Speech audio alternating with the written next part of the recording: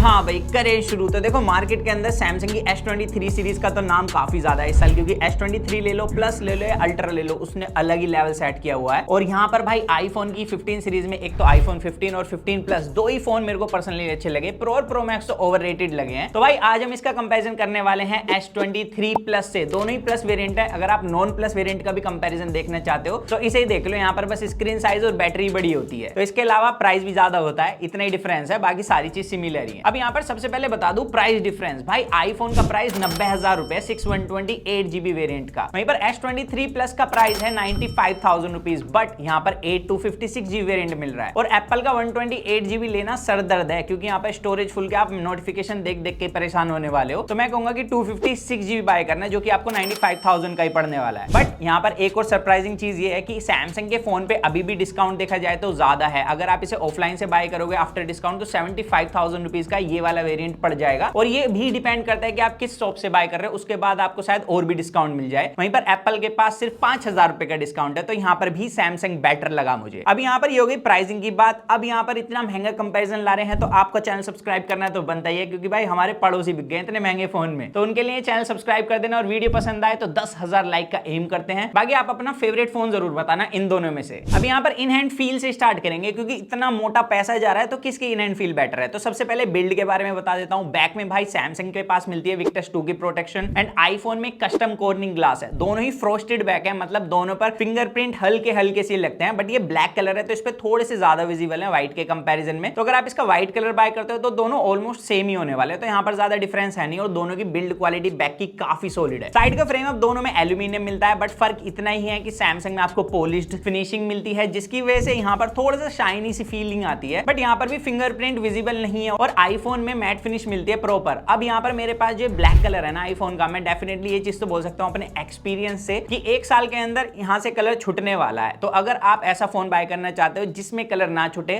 तो सैमसंग भी अच्छी चॉइस है। और दूसरी चीज ये भी है कि आप एप्पल का लाइट कलर बाय कर सकते हो, जिसमें ऑलमोस्ट नेचुरल एल्यूमिनियम कलर होता है, तो वहां पर वो नहीं छुटेगा। बाकी यहाँ पर साइड का फ्रेम की बिल्ड क्वालिटी दोनों की सेम है। अब फ्रंट पे चले तो यहाँ पर सैमसंग के पास मिलती है विक्टस 2 की प्रोटेक्शन और एप्पल के पास है सिरेमिक शील्ड की प्रोटेक्शन। अब यहाँ पर दोनों काफी ड्यूरेबल हैं, बट यहाँ पर विक्टस पे ना अगर आप विदाउट स्क्रीन गार्ड भी चलाओगे तो इतनी जल्दी स्क्रैच नहीं आती जितना सिरेमिक शील्ड पे आती है। मतलब सिरेमिक शील्ड का तो ये हाल है, अगर आपने स्क्रीन गार्ड नहीं लगाया और दो फोन को हल्का सा ऐसे टच कर दिया ना स्क्रीन टू स्क्रीन, तो सिरेमिक शील्ड पे इजीली स्क्रैच विजिबल है। और ये मेरे प्रो मैक्स पे लग भी चुकी है, तो मैंने इस पे स्क्रीन गार्ड जल्दी से लगा लिया। इसके अलावा भाई दोनों की इन हैंड फील में आता है डिफरेंस। यहाँ पर पहले मैं हर बार बोलता था कि सैमसंग ज्यादा अच्छा फील होता है हाथ में, क्योंकि भाई उसकी साइड जो है वो राउंड है, लेकिन यहाँ से ना इस बार इन्होंने थोड़ी सी शार्प रखे, जिसकी वजह से हल्का सा चुभता है। वहीं पर एप्पल ने इस चीज को राउंड कर दिया, जिसकी वजह से ग्रिप अच्छी बनती है फोन की, और आप इसे इजीली एक हाथ से यूज कर सकते हो। और इसका स्क्रीन साइज भी 6.7 इंच है, सैमसंग का 6.6 इंच है। उसके बाद भी भाई आईफोन ज्यादा कंफर्टेबल फील होता है। और कमाल की बात तो ये है, अगर आप ऑन पेपर देखो और हमने नाप के भी देखा तो सैमसंग का जो वेट है वो 3-4 ग्राम हल्का था, बट पता नहीं क्यों एप्पल ने अपना वेट डिस्ट्रीब्यूशन इतना प्यारा रखा है कि ये हल्का फील होता है सैमसंग के कंपैरिजन में। तो यहाँ पर कंफर्टेबल और इन हैंड फील के मामले में तो मैं कहूंगा कि एप्पल इस बार ज्यादा बेटर फील हो रहा है। बाकी बिल्ड क्वालिटी में दोनों ऑलमोस्ट सिमिलर है। बाकी लुक में मेरे को सैमसंग का फोन थोड़ा सा बेटर लगता है। बाकी आप बताना, ये सब्जेक्टिव चॉइस है कि आपको आईफोन का लुक पसंद है सैमसंग S23 का। अब बात कर लेते हैं दोनों की डिस्प्ले की। तो यहाँ पर सैमसंग के अंदर मिलता है dynamic AMOLED 2X panel full HD+, और एप्पल के अंदर है super retina XDR OLED panel, और ये भी फुल HD+ है। और यहाँ पर एप्पल की डिस्प्ले का स्क्रीन साइज 0.1 इंच ज्यादा है। उसके बाद भी PPI हल्के से बेटर मिलते हैं एप्पल की डिस्प्ले के पास, बट यहाँ पर सैमसंग के पास हल्के से बेजल चिन की एडवांटेज है। मतलब एप्पल ने कम करे हैं, बट स्टिल अगर आप बिल्कुल गौर से देखोगे ना तो सैमसंग के बेजल और चिन अभी भी कम लगते हैं एप्पल के कंपैरिजन में। इसके अलावा भाई एप्पल के पास एक डिसएडवांटेज और आती है, वो है हाई रिफ्रेश रेट ना होने की। अभी भी इसके पास 60 हर्ट्ज का पैनल मिलता है और सैमसंग के पास 120 हर्ट्ज का। जब आप स्क्रॉल अप स्क्रॉल डाउन करते हैं ना ऐप के अंदर, तो वहां पर इजीली नोटिसेबल डिफरेंस है कि सैमसंग ज्यादा स्मूथ फील होता है। हालांकि जब आप सिस्टम ऐप को ओपन करोगे तो वहां पर एनिमेशन दोनों की ऑलमोस्ट सेम मिलती है और खुलती भी दोनों में सेम टाइम पर है। बट जब आप हैवी एप्लीकेशन ओपन करोगे तो वहां पर आईफोन अभी भी एप्लीकेशन को जल्दी लोड कर देता है। तो यहाँ पर इतना ही डिफरेंस है। डेफिनेटली एप्पल को भाई अभी के टाइम पे 120 हर्ट्ज छोड़ो 90 हर्ट्ज तो डाल देना चाहिए, कम से कम इतना पैसे ले रहा है एप्पल, तो इस मामले में तो एप्पल चूना लगा रहा है। इसके अलावा थोड़ी और स्पेक्स खेल ले तो यहाँ पर सैमसंग के पास HDR10+ डिस्प्ले है और एप्पल के पास HDR10 डिस्प्ले है, और इसके अंदर साथ ही आप डोल्बी विजन कंटेंट भी स्ट्रीम कर सकते हो, जो कि सैमसंग के अंदर नहीं हो सकता। बाकी इंडोर पीक ब्राइटनेस सैमसंग की मिलती है 1200 निट्स की, और आउटडोर विजिबिलिटी के लिए 1750 निट्स की पीक ब्राइटनेस है, और वो HDR में भी हिट होती है। और एप्पल के पास 1000 निट्स की पीक ब्राइटनेस है इंडोर और HDR कंटेंट कंटेंट स्ट्रीम करते हो और आउटडोर में 2000 निट्स की पीक ब्राइटनेस है। लेकिन अब अगर कंटेंट की बात आएगी तो चाहे आप नॉर्मल कंटेंट चला लो या HDR कंटेंट चला लो, वहां पर भाई सैमसंग ज्यादा ब्राइट था। लेकिन एप्पल के पास 2000 निट्स की पीक ब्राइटनेस का ना मेरे को ज्यादा फायदा दिखा नहीं, क्योंकि जब हम आउटडोर दोनों फोन से फोटो क्लिक कर रहे थे तो दोनों ही फोन हल्के हल्के वार्म हुए, बट एप्पल ने अपनी ब्राइटनेस बहुत ही जल्दी ड्रॉप कर ली थी और यहाँ पर मेजर डिफरेंस था। सैमसंग ज्यादा ब्राइट था, मतलब इसकी डिस्प्ले में नजर भी आ रहा था, एप्पल की डिस्प्ले में तो कुछ नजर ही नहीं आ रहा था कि मैं किसकी फोटो क्लिक कर रहा हूं। तो यहाँ पर एप्पल अभी भी इस चीज में काफी पीछे है। अब भले यहाँ पर आउटडोर के अंदर सैमसंग ब्राइट था, लेकिन जब इंडोर नॉर्मली हम फोन चला रहे थे तो यहाँ पर भाई आईफोन ज्यादा ब्राइट फील हो रहा था। बाकी यहाँ पर दोनों की क्वालिटी की बात करें तो भाई अगर आप नॉन HDR कंटेंट स्ट्रीम करते हो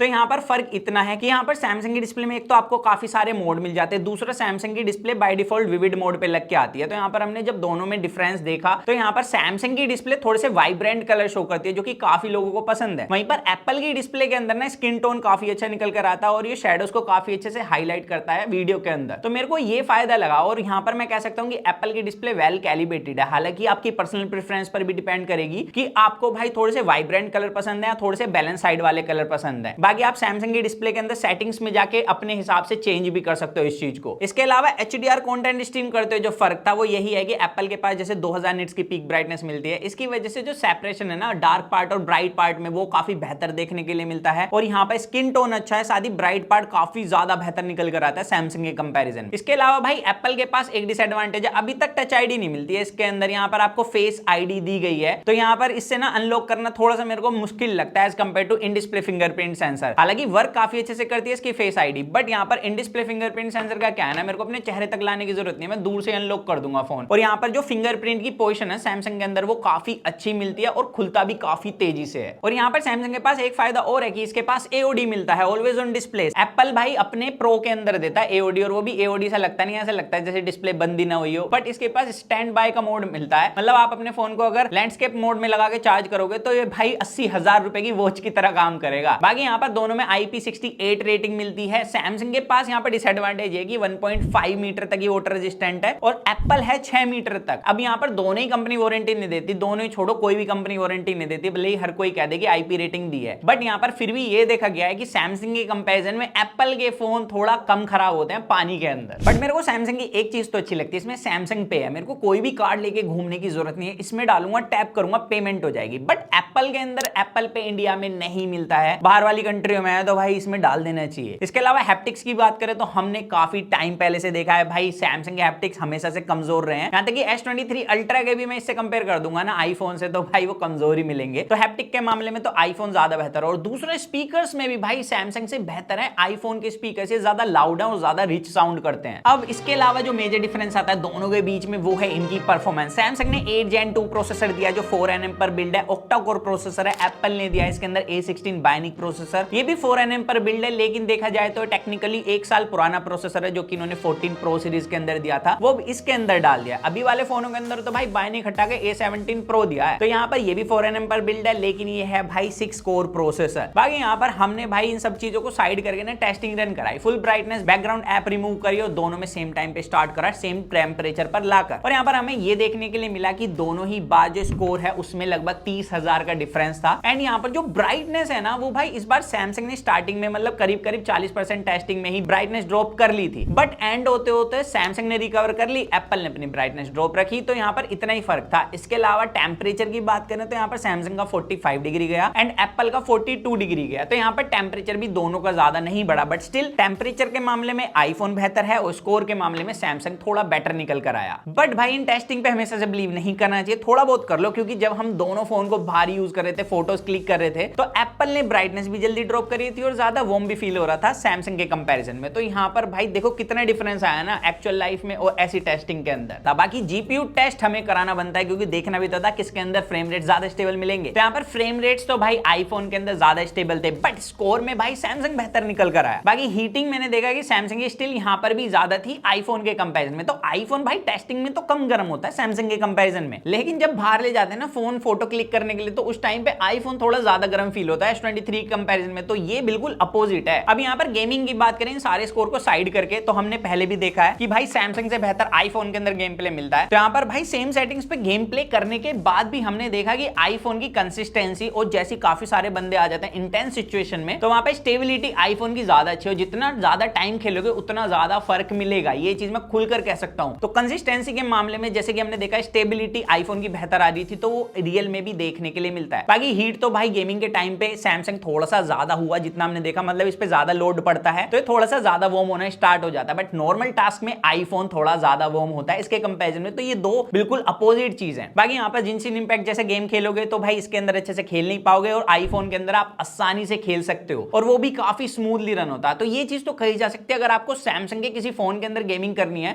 तो वो सिर्फ S23 अल्ट्रा है, बट अगर मैं उसे भी आईफोन से कंपेयर कर दूं तो वहां पर भी मैं आईफोन को पिक करूंगा गेमिंग में, क्योंकि इसकी जो कंसिस्टेंसी होती है, जो स्मूथनेस है, वो अभी भी टॉप पर है। अब आप बोलोगे भाई ऐसा क्या है आईफोन के अंदर, तो देखो ये चीज मैं आपको यहां से एक्सपीरियंस नहीं करा सकता। अगर आपके किसी दोस्त पर आईफोन है तो एक बार आप गेम प्ले करके देखना, उसके बाद कमेंट में जरूर बताना कि आपका एक्सपीरियंस कैसा रहा। बट अगर आप अब वीडियो क्रिएटर हो, फोन में ही वीडियो एडिटिंग करते हो, तो यहां पर हमने देखा 1080p वीडियो एडिटिंग के अंदर आईफोन स्लाइटली बेटर है, 1-2 सेकंड का फर्क है, उसे मैं फर्क बोलूंगा भी नहीं, ऑलमोस्ट सेम बोल देते हैं। बट 4K वीडियो रिकॉर्डिंग में सेम सेटिंग्स में हमने देखा सेम फाइल डालने के बाद आईफोन के अंदर इतनी स्लो एक्सपोर्ट हो रही थी वीडियो, मतलब पहली बार मैंने इतने डिफरेंस देखा। सैमसंग ने आधे से भी कम टाइम में एक्सपोर्ट करके फेंक दी थी वीडियो। तो यहां पर इस बार भाई वीडियो रेंडरिंग में मैं कह सकता हूं कि सैमसंग ज्यादा बेहतर है। बट यहां पर आईफोन भी हमारा किसी चीज से कम नहीं है, मतलब इसके अंदर अल्ट्रा बैंडविड्थ जनरेशन 2 चिप डाली गई है, और सैमसंग के अंदर है अल्ट्रा बैंडविड्थ जनरेशन 1 चिप, जो कि पहले भी आया था फोन। तो अल्ट्रा बैंडविड्थ चिप आखिर है क्या, तो आपका फोन या आपके फोन से कनेक्टेड डिवाइस की जो लोकेशन है उसे बताने में हेल्प करती है। जो जनरेशन 2 है ये और भी प्रिसाइजली लोकेशन बताएगी। तो ये फर्क आता है दोनों के बीच में। अब इसके अलावा जो मेन डिफरेंस है वो है कैमरास। तो यहां पर भाई सैमसंग के अंदर 50 मेगापिक्सल का मेन कैमरा है और आईफोन के अंदर 48 मेगापिक्सल का कैमरा, और ये वही है जो 14 प्रो के अंदर था, वो निकाल के इसमें डाल दिया। इसकी वजह से डिजिटली 1x और 2x में फोटो क्लिक कर सकता है, वहीं पर सैमसंग भी भाई 1x और 2x में फोटो क्लिक कर सकता है। अब यहाँ पर टेलीफोटो सैमसंग के पास एडवांटेज आती है कि 10 मेगापिक्सल का है 3x, एप्पल के अंदर 3x नहीं मिलता। एंड यहाँ पर अल्ट्रा वाइड की बात करें तो दोनों के पास 12-12 मेगापिक्सल का है। तो ये है बैक कैमरे की स्पेसिफिकेशन। अब यहाँ पर चलते हैं बिल्कुल वीडियो रिकॉर्डिंग पे। तो यहाँ पर स्टेबलाइजेशन तो दोनों की ऑलमोस्ट सेम मिली, बस भाई फर्क है स्किन टोन में। यहाँ पर अभी भी जो डेप्थ है और जो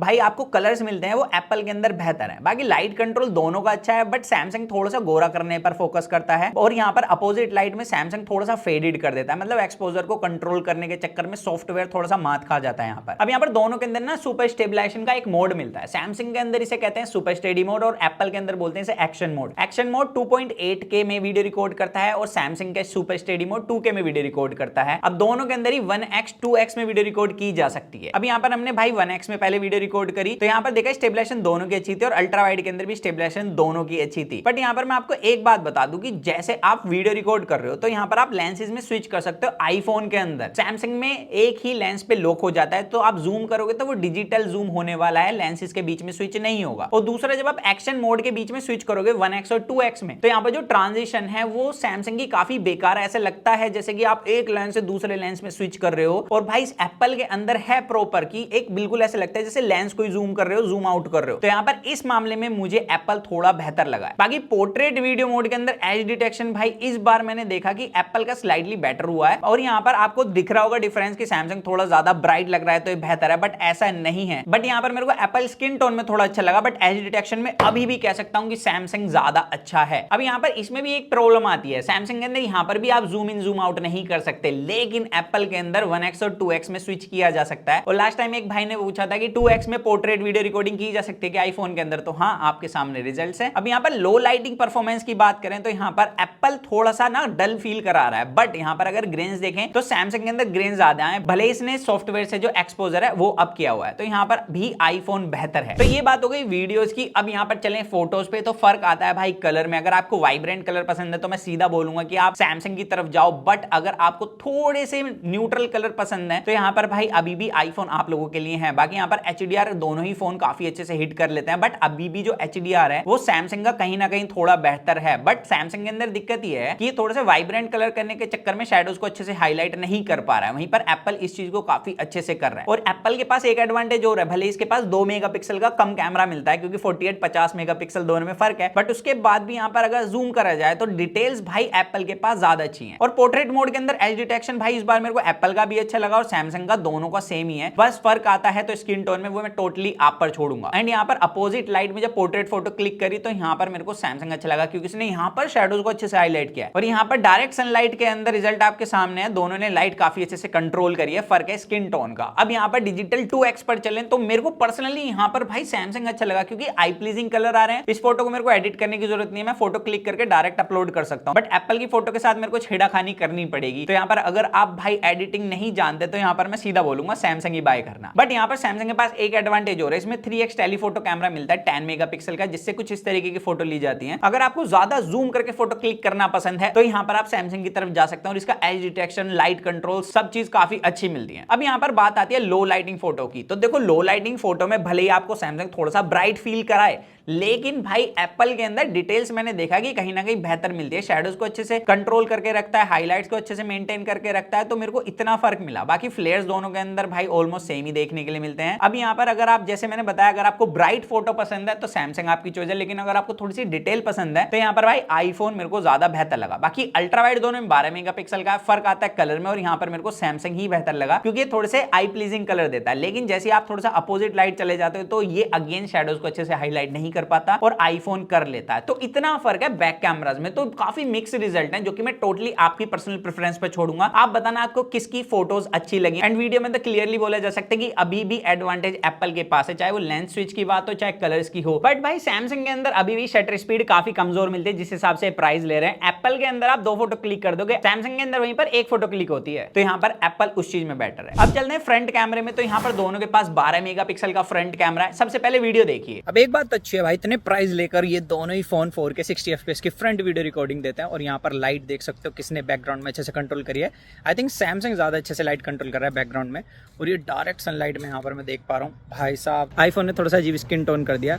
एंड यहाँ पे स्टेबलाइजेशन करना दोनों प्रोसेसिंग के बाद ज्यादा बेटर करते हैं। तो आप बताना आपको किसकी वीडियो और ऑडियो क्वालिटी अच्छी लग रही है। बट मैं बताऊँ, यहाँ पर टी शर्ट का कलर आईफोन ने थोड़ा नेचुरल दिखाया हुआ है। तो आईफोन बस यहीं पर खेल जाता है, वहीं पर सैमसंग थोड़ा सा आई प्लीजिंग कलर दिखाने की कोशिश करता है। तो यहाँ पर भाई लाइट कंट्रोल बैकग्राउंड में सैमसंग ने बेहतर की हुई है, लेकिन स्किन टोन कहीं ना कहीं एप्पल का थोड़ा बेटर है। तो दोनों के पास ही डिसएडवांटेज और एडवांटेज है। बट यहाँ पर सिनेमैटिक मोड और पोर्ट्रेट मोड की बात करें तो एज डिटेक्शन अभी भी सैमसंग का अच्छा है, बट स्किन टोन के मामले में भाई आईफोन थोड़ा बेटर परफॉर्म करता है। तो यहाँ पर भी काफी मिक्स रिजल्ट है। बाकी फोटोज की बात करें तो फोटो के अंदर अगेन मैं कह सकता हूं, अगर आप एक कंट्रोल लाइट एनवायरनमेंट के अंदर है तो वहां पर आईफोन बेहतर परफॉर्म करता हुआ दिखेगा, लेकिन जो डिटेल्स है वो सैमसंग के पास अच्छी हैं। बट जैसे आप डायरेक्ट सनलाइट के अंदर आ जाओगे, आईफोन को पता नहीं क्या हो जाता है, ये बहुत ज्यादा वार्म कर देता है स्किन को। वहां पर मेरे को सैमसंग अच्छा लगा। और लाइट कंट्रोल भी भाई दोनों का ऑलमोस्ट सेम है। बाकी भाई इस बार आप ये वाली फोटो देखिए, क्लियरली देखने के लिए मिलता है कि एप्पल ने थोड़ा ज्यादा अच्छे से लाइट को कंट्रोल किया हुआ है। मेरे को पर्सनली एप्पल थोड़ा ज्यादा अच्छा लगा यहाँ पर। अब बाकी पोर्ट्रेट मोड के अंदर एज डिटेक्शन में दोनों ऑलमोस्ट सिमिलर सा ही परफॉर्म करते हैं, और यहाँ पर फर्क आता है तो स्किन टोन का। बाकी लो लाइटिंग परफॉर्मेंस अगेन जैसे मैंने बताया था, बैक कैमरे में सैमसंग थोड़ा ब्राइट करके रखता है तो एप्पल थोड़ा डिटेल पर काम करता है। तो यहाँ पर इतना ही फर्क है। बट पोर्ट्रेट मोड के अंदर यहाँ पर एज डिटेक्शन लो लाइट में भाई सैमसंग का ज्यादा बढ़िया था। तो काफी सीधे रिजल्ट है। अगर आपको फोटो में आई प्लीजिंग कलर पसंद है तो यहाँ पर मैं कह सकता हूँ कि आप सैमसंग की तरफ जाइए। बट वीडियो के अंदर सीधा बोला जा सकता है, चाहे फ्रंट वीडियो चाहे बैक वीडियो, वहां पर भाई अभी भी आईफोन स्टिल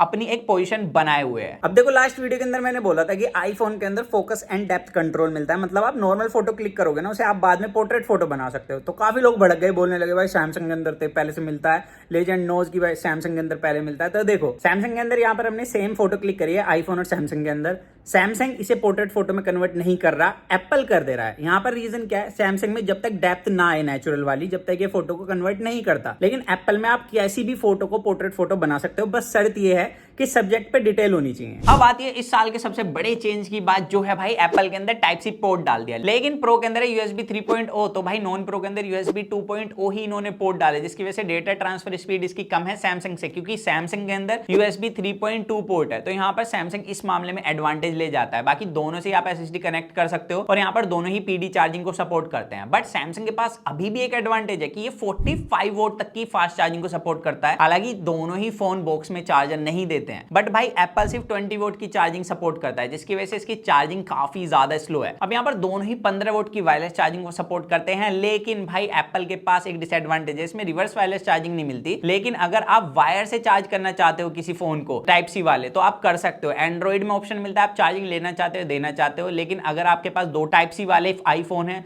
तो जिसमें ज्यादा चार्जिंग होगी वो ऑटोमेटिकली कम वाले को चार्ज करना स्टार्ट कर देगा। और अगर आपके पास लाइटनिंग वाला आईफोन है तो टाइप सी से लाइटनिंग वाला सिर्फ चार्ज होगा, उससे चार्जिंग ले नहीं सकते। तो ये फर्क आता है। बाकी टाइप सी है तो भाई दोनों ही फोन से आप एक्सटर्नल डिस्प्ले कनेक्ट कर सकते हो इस बार। हाँ भाई आईफोन से भी की जा सकती है, यहाँ तक कि आप टाइप सी से भाई कीबोर्ड को भी कनेक्ट कर सकते हो। बट सैमसंग के पास सैमसंग डेक्स भी मिलता है जिससे आप इसको एज अ सीपीयू यूज कर सकते हो, एक तरीके से आपका पर्सनल कंप्यूटर बन जाएगा। तो ये एक एडवांटेज है सैमसंग के पास। अब इसके अलावा बैटरी पर चलें तो यहाँ पर भले ही एप्पल में ऑन पेपर कम एमएच बैटरी मिलती है, सिर्फ 4383 एमएच बैटरी है, और सैमसंग के पास है 4700 एमएच की बैटरी। बट उसके बाद भी बैटरी बैकअप का सीधा है भाई, एप्पल का बैटरी बैकअप ज्यादा सॉलिड है। जहां पर आपको सैमसंग सिर्फ एक दिन का बैटरी बैकअप देगा, वहीं पर आपको भाई एप्पल आराम से 1.5 दिन के आसपास का बैटरी बैकअप दे देगा। तो यहाँ पर बैटरी बैकअप में तो एक तरीके से मेजर डिफरेंस है। तो ये चीज कही जा सकती है, अगर आपको अच्छे बैटरी बैकअप वाला फोन चाहिए तो यहाँ पर एप्पल आपकी चॉइस हो सकता है। और वैसे इसलिए भी हो सकता है क्योंकि इसके अंदर सिर्फ 60 हर्ट्ज का पैनल है, और जब आप कोई एप्लीकेशन बैकग्राउंड में रखते हो तो वो रन भी नहीं होती है, तो बैकग्राउंड थ्रेड रन नहीं हो रहे और